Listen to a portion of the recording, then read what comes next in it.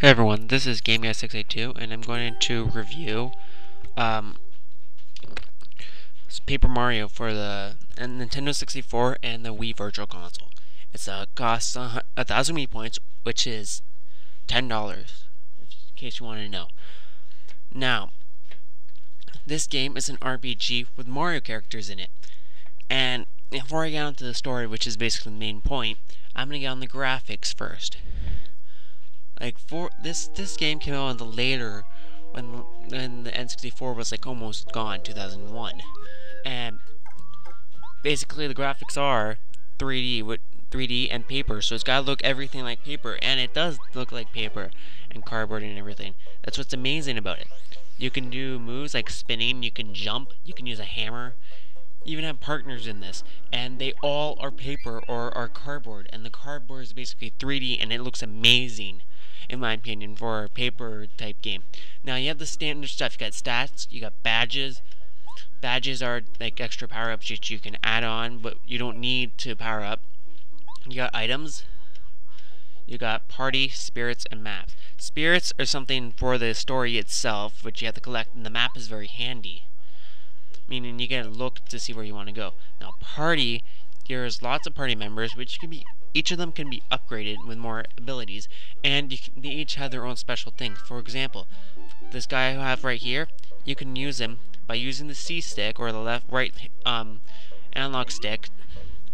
I forget which direction right now, but you can use it and you can use his special ability.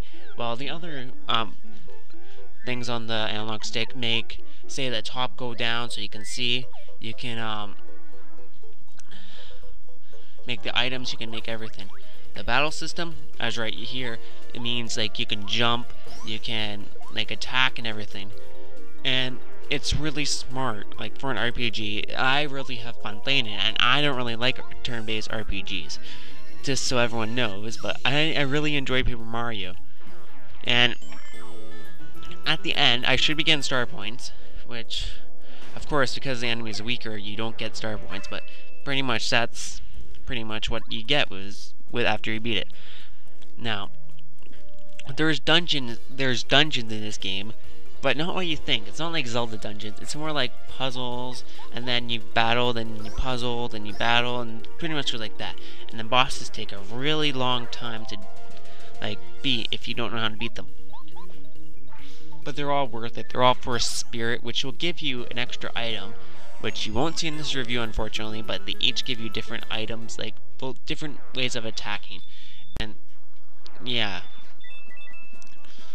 you get coins usually after you beat enemies, and if you really wanted to skip enemies, like if you don't want to go on the battle thing, if you're stronger and they won't give you star points, you can get a badge which will kill them instantly, and you won't have to go on the star, like you don't have to go in that battle phase.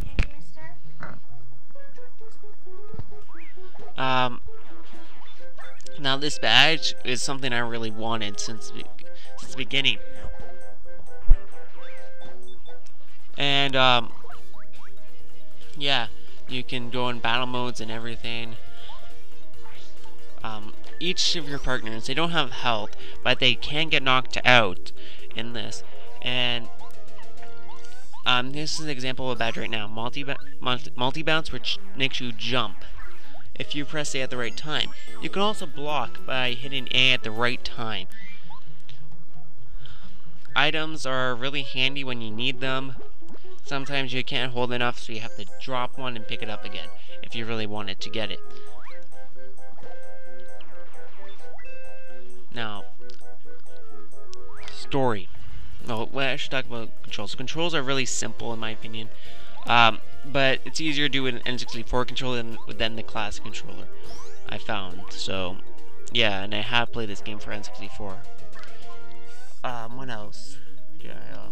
This game is really fun to play, even after you beat it, but it gets boring at the beginning because you face weak enemies, and it takes a while to beat them, and you don't want to face these weak enemies.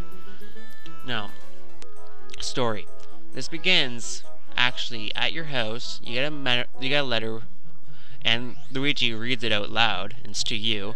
But you go to Peach's party, and then you find out Bowser, yes, Bowser, is trying to kidnap the princess, and he rises to the castle, and you actually face him at the beginning.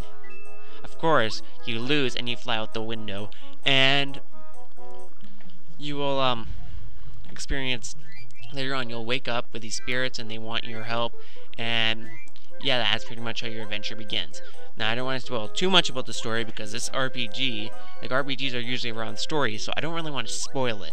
But it's pretty much an awesome story in my opinion. It's great for a Mario game.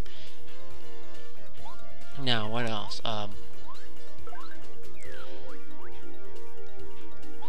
What else can I think about this review? Oh yeah, there's clever ways how they actually make it. Like when they're making like a power attack, if you press A at the right time or you hold back the joystick or whatever, you will actually find something like you might let go too early, but that would be your fault. And if you can't hold too late, it's all about timing with these. It's just really awesome how they do it. It can also retreat, which is also a nice thing. If you don't want to battle them, you can always retreat. You can't get attacked for a brief couple of seconds, but you lose coins and items and stuff. And you have to, actually, I think you have to tap A to retreat, and if you don't tap it, you fail and you basically miss your turn. You can always switch to make your partner go first, but that's pretty much it. Now, I'm gonna give Paper Mario for the Nintendo 64 a 9 out of 10. Thanks for listening to my review.